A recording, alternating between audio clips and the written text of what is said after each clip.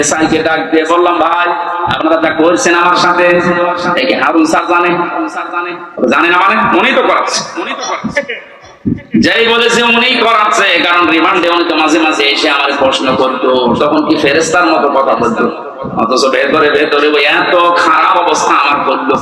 আল্লাহ তুমি সব দেখেছো, আমার যেভাবে ওরা অপমান করেছে ওকে এইভাবে করলো। আমার মনে হয় আল্লাহ কারেন্টের মতো ওর দোয়া কবুল করেছে। দেখেছেন না, এখন 3 ইঞ্চি, কয় ইঞ্চি? সারা দুনিয়া এখন তার নাম অনেকে জানে না, কিন্তু 3 ইঞ্চি ও সবাই জানে, মহিলারা পর্যন্ত জানে তো 3 ইঞ্চি। ছোট হুজুরের দোয়াটা একেবারে মাসলুম, যেহেতু আল্লাহ কবুল করে দুনিয়ায় দেখিয়েছে, পরবর্তী কি করবে সেটা আল্লাহ ভালো জানে।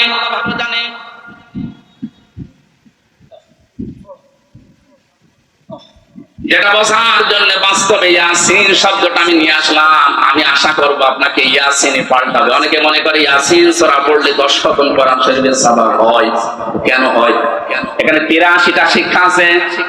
এর প্রথম 5টা শিক্ষা হচ্ছে সিনের ভেতরে। আপনারা শুনতেছেন? আল্লাহ ডাক দিয়েছেন ইয়াসিন, হে নেতা। ইয়া মানে হে, সিন মানে সাজ্জেদ, সাজ্জেদের বাংলা অর্থ নেতা। মুফাসসির 5টা অর্থ দিয়েছেন তাফসীরে কাবীরে।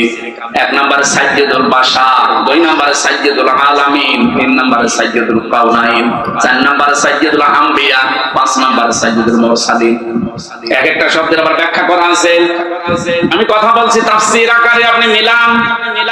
প্রথম নম্বর অর্থ হচ্ছে সাজ্জেদুল বাশার, আল্লাহর ঘোষণা দেওয়া মানুষের জন্য একমাত্র নেতা আদর্শ একজন, তার নাম মুহাম্মদ রাসূলুল্লাহ। কি বুঝলেন ইয়াসিন পড়ে? আপনি মানুষ নামে যদি পদবাচ্চা বিবেচিত হন যে আমি মানুষ, অথচ নবীজিকে আপনি আদর্শ মানেন না, নেতা মানেন না বিশ্ব নবীকে, আল্লাহর ভাষায় আপনি মানুষ নেই। কথা বলেন। ঢাকাবাসী, এটা যদি খালি দুনিয়ার বিষয় হতো, আল্লাহর কসম আমি এটা বলতাম না। এটা সম্পর্ক আখিরাতের সাথে। ওদের যে আয়াত পড়েছিলেন, আয়াতটাতে ছিল ওয়া কুল্লুহুম আতিহি ইয়াউমাল কিয়ামাতি ফারদা। সূরা মরিয়মের 90 নম্বর আয়াত। আল্লাহ পাক বলেন, কিয়ামতের দিন প্রতিটি মানুষকে বিচারের প্রথম ধাপে আমি ডাক দেব স্রেফ একা একা। কয়জন করি? কেউ থাকবেন আপনার সাথে, আপনি স্রেফ একা থাকবেন। বিচারের দ্বিতীয় পয়েন্টে আল্লাহ ডাক দিয়েছেন, এবার আর একা ডাকবেন না। ইয়াউমা নাদউ কুল্লা উনাসিন বিইমামিহিম। সূরা বানী ইসরাঈল 72 নম্বর আয়াতের প্রথম অংশে আছে আল্লাহ বলেন, কিয়ামতে প্রতিটি মানুষকে আবার বিচারের দ্বিতীয় ধাপে, আমাদের যেমন প্রথম সিএমএম কোর্ট, এরপরে জজ কোর্ট, প্রথমে আল্লাহ আপনাকে একা ডাকবে, দ্বিতীয় সিস্টেমে যে একা না, আপনার নেতা সহ ডাকবে। কে সহ? আপনার নেতা সহ আল্লাহ এবার ডাক দেবেন। আগে নেতা, এরপরে কর্মী। যেহেতু আপনারা শিক্ষিত মানুষ, বিবেক আপনাদের বেশি কাজ করার কথা। নিজের দিকে তাকিয়ে বলেন তো, আপনি দুনিয়ার স্বার্থে হোক আর যে স্বার্থেই হোক, যাকে নেতা মানেন, আদর্শ মানেন, ওই লোকটা যদি কিয়ামতে আপনার সামনে থাকে, পেছনে আপনি দাঁড়িয়ে আছেন, আগে তো আল্লাহ তাকে লিখবে। একবার বলেন, কি মনে হয় আপনার যে ওই লোকটাকে যদি আল্লাহ দেখে আপনাকে মাফ করে দেবে? ওরে দেখলেই তো আল্লাহর আগে রাগ হয়ে যাবে। আপনার নেতা যদি হয় ইনোর মতো, যারা মানুষ লাঠি দিচ্ছে, লাঠি দেয়নি কয়েকদিন আগে, আপনার নেতা যদি হয় মেননের মতো, যারা মানুষ ৫ ডিম খাওয়াচ্ছে, কি মনে হচ্ছে আপনার শুধু হাসির পরা কিনা, বাস্তবে নিয়ে যান। নিজেই এখন বলছেন না, ওই লোকটা যদি সামনে থাকে আল্লাহ আমারে মাফ করবে না, এরকম নিজেই যদি এখন ধারণা করেন, আপনি বিশ্বাস করতে পারবেন ধরা খেয়ে বসে আছেন। আমি আপনার শত্রু না, আমি আপনাকে বাঁচাতে চাই। কারণ দুনিয়ার জীবনে যদি শেষ হয়ে যেত, এই ওয়াজ আমি করতাম না। যেহেতু আরেকটা জীবন আছে, এক্ষুনি পাল্টাতে হবে। নেতা যাদের ঠিক নেই, এই মুহূর্তে আপনি পাল্টাবেন। ওয়াজ শুনতে আসলেন কেন? আপনি যদি নাই মানতে পারেন, নিজেও কোরআন শরীফ পড়েন না, হামজা বলছে আপনি মানেনও না, আপনি কি হয়েছে? এই মুহূর্তে সিদ্ধান্ত পাল্টান। যাদের নেতা ঠিক নেই, আপনি ধরা খাচ্ছেন, মানুষকে নেতা মানা লাগবে যে লোকটা আল্লাহ এবং রাসূলকে মেনে চলে, আর এটা নফল না, এটা ফরজ। এটা তো আমি বানালাম। সূরা নিসা 5 নাম্বার পারার 6 নাম্বার পৃষ্ঠা 9 নাম্বার লাইনের 59 নাম্বার আয়াতের প্রথম অংশে আছে। আমি যতগুলো তাফসীর বিশ্ববিদ্যালয়ে থাকাকালীন মিলিয়েছি, সব মুফাসসির এই মাঝখানে যে আতিউ এই শব্দের ব্যাখ্যায় একমত।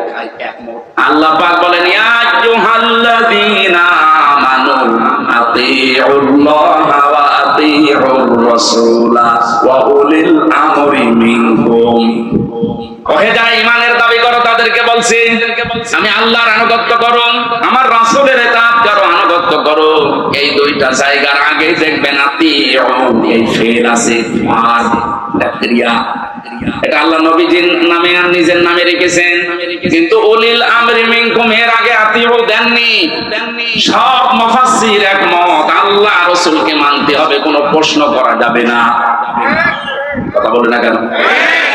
আল্লাহ রাসূলের পরে কিয়ামত পর্যন্ত যারা নেতৃত্ব দেবে দুনিয়ায়, যে মানুষগুলো এই পৃথিবীর নেতৃত্বে আসবে, উলিল আমর যারা, তাদেরকে যদি মেনে চলতে হয় নেতা হিসাবে, অবশ্যই দেখা লাগবে এরা আল্লাহ রাসূলকে মেনে চলে কিনা।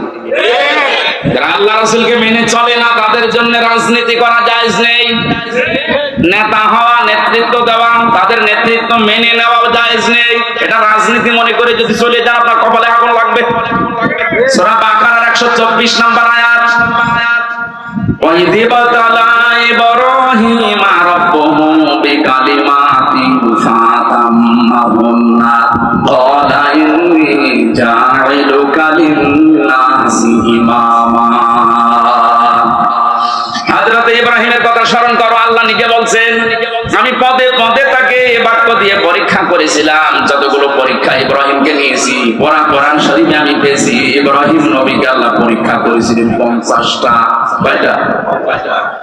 বলেন 50টা পরীক্ষায় তিনি উত্তীর্ণ, একটাও ফেল করেননি।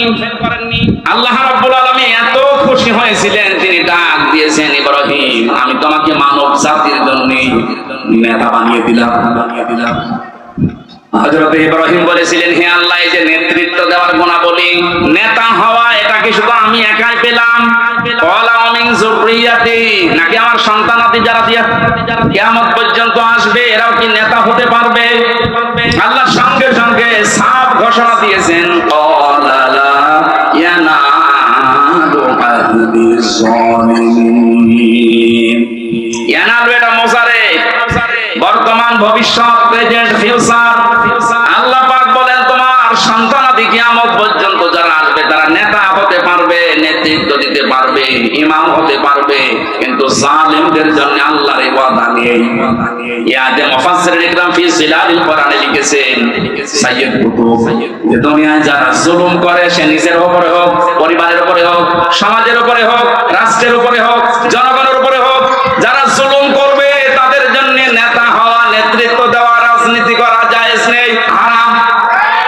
অথচ বাংলাদেশে তো উল্টা, যে যত বড় জালেম সে তত বড় নেতা। বেশি করে ফেললাম, এসব বেশি হয়নি, কম হয়েছে। আহাদিস জালিমিন দিয়েছেন আল্লাহ, জালেমদের জন্য কোনো ওয়াদা নেই, আর তারা এখন বড় বড় নেতা হয়। 15 বছরে তারাই আমাদেরকে বলেছিল কোন মসজিদে থাক, খানকায় থাক, আর এই ময়দানটা আমরা 2000 টাকা যদি বাজেট হয়, 5 টাকা খরচ করে 1995 টাকা খেয়ে এক একটা প্রকল্পের জন্য 3 বার, 5 বার, 7 বার, 10 বার, 11 বার করে বাজেট হয়। এক একজনের যে টাকা পাচারের এই যে এখন দেখছি, আমার মনে হয় যদি কিয়ামত পর্যন্ত হায়াত পেত এই লোকটা, এত টাকার মালিক হওয়া ওর দ্বারা বৈধ পথে সম্ভব না। ইয়াসিন শুধু পড়লে 10 খতম কোরআনের সওয়াব হয়, তেমন তো মানবে। ইয়াসিনের প্রথমটাই তো মানেন না। এই নেতৃত্বের কথা বললেই বলে রাজনীতি। আরে ভাই, রাজনীতি মানে রাজনীতি এটা কোরআনের পাঠ না। 903 জায়গায় আছে রাজনৈতিক কথা, ডাইরেক্ট ইনডাইরেক্ট মিলে। আপনি সেইটাকে অস্বীকার করে না বোঝার ভান করে চলে যাবেন, আর আল্লাহ আপনাকে ছেড়ে দেবেন। আশা করছি আপনার আদর্শ ঠিক করবেন, আর এক্ষুনি মক্ষম সময়। এরপরেও যদি কেউ না বোঝার ভান করে থাকে, আসেন এদিকে, আপনাকে ছড়ি কোদাল দিয়ে বুখারী শরীফ দিয়ে, কোরআন শরীফ দিয়ে হবে না, ওরে দেয়া লাগে বাকারি শরীফ। আমি আসেন, এরা তো ব্যাখ্যা শেষ করতে পারবো না। নির্ধারিত আমরা আয়াত পড়েছিলাম 8, 9, 10, তিনটা আয়াত পড়েছি সূরা মারিজ থেকে। কয়টা? এখানে আল্লাহ কিছু দৃশ্যের কথা দিয়েছেন কিয়ামতের ভয়াবহতা, সে প্রথম থেকে এ পর্যন্ত, যে কিয়ামত যখন সংগঠিত হবে এরকম পাহাড় উড়ে যাবে, সব ধ্বংস করবেন আল্লাহ তাআলা। কথা বলতে বলতে এই কঠিন মুহূর্ত যখন তৈরি হবে, এই মুহূর্তে মানুষের অবস্থা কি হবে আজকের আলোচনার বিষয়। এজন্য আমি মিলিয়েছি মুক্তিপণ। এটা বানিয়েছিলাম জেলখানায় থাকতে জনাব এটিএম আজহারুল ইসলাম, নাম শোনেননি? লোকটা এখনো পর্যন্ত জেলে আছে। উনি একদিন একটা বই পাঠিয়েছিল মুক্তিপণ, লেখক সৌদি আরবের।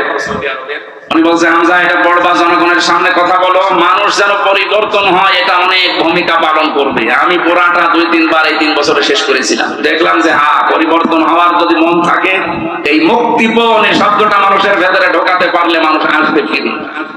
আল্লাহ কিয়ামতের একটা বিশাল কঠিন ভয়াবহ দৃশ্যের কথা নিয়ে আসতে গিয়ে এই জায়গায় আমাদের কাছে এসে থামবে। এটা মিলাবেন নিজের সাথে। আল্লাহ রাব্বুল আলামিন বলেন, ওয়ালা ইয়াসআলু হামিমুন হামিমান ইয়াবাসসারুনাহু।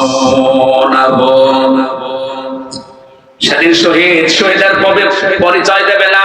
এই যে হামিমুন মানে অন্তরঙ্গ বন্ধু, শহীদ বলা হয়। একে অন্যের যখন দৃষ্টিগোচর করা হবে, একে অন্যের সামনে যখন নিয়ে আসা হবে, কেউ কারো পরিচয় দিতে চাইবে না। রব্বুল আলামিন বলেন, এই লোকটা কি করবে? হে নবী আপনি জানেন, ইয়াবাদুল মুজরিমু লাউ ইয়াফতাদি মিন আযাবি ইয়াউমিন বিবানি। এই লোকটা মুক্তিপণ হিসাবে নিজের সন্তানকে প্রথমে আল্লাহর কাছে বলবে, আল্লাহ এটা দিয়ে দিলাম, আমার এই ছেলে মেয়ে দিয়ে দিলাম, আপনি আমাকে বাঁচান আজকে। আমি আয়াতটা পড়ার পরে মিলিয়েছিলাম আমার ফারিহার সাথে। আমার ছোট মেয়েটা আমি জেলখানায় যাওয়ার আগে 1 বছর বয়স ছিল, এখন ওর বয়স 4 বছর। ওর কথা যখন মাঝে মাঝে মনে হতো, আমি তোর সাথে মিলাতাম যে বিবানী, আল্লাহ কিয়ামতের দিন সন্তান মানুষ দিতে চাইবে মুক্তিপণ হিসাবে, তো এটা তো আমার সাথে মিলছে না। আমি আয়না ঘর থেকে শুরু করে ডিবি অফিসে এই মাটির নিচে গুম হওয়া থেকে শুরু করে জেলখানার এই ফাঁসির কন্ডেম সেলে থেকে বিচ্ছিন্ন ছিলাম, যোগাযোগ কষ্ট পেয়েছি। কিন্তু আমার মেয়েটাকে আমি যে ভালোবাসি, এখনো পর্যন্ত আল্লাহ রসুলের পরে পৃথিবীতে সবচেয়ে বেশি ভালোবাসি এখনো আমার ওই ছোট মেয়েটাকে। আল্লাহ নিজে তৈরি করে দিয়েছে। অথচ আল্লাহ বলছেন, ফারিহাকেও কিয়ামতে হামজা তুই বলবে যে এটা দিয়ে দিলাম, আমারে বাঁচাও। এটা আমাদের বিশ্বাস হচ্ছে না যে